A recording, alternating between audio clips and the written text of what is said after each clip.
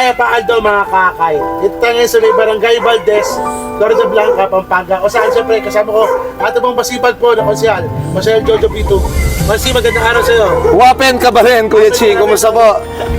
Ito po, Kuya Ching, okay lang po. At makakasama po natin ang PhilHealth Boy ng Balen ng Floridablanca, si Serye Laxamana. At ang Kagawad ng Barangay Valdez, si Kagawad Kiko Ochoa.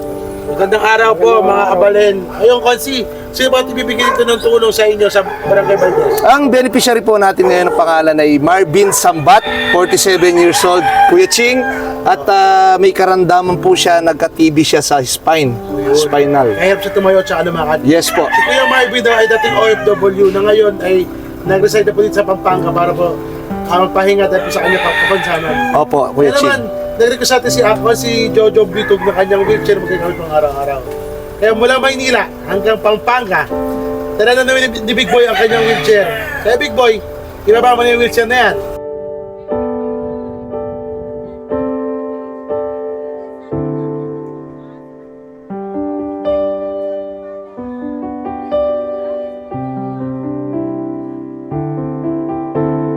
Maraming salamat po sa aking Sol Party List, kay Councilor Jojo Vitug, kay Councilor Laxamana, at kay Councilor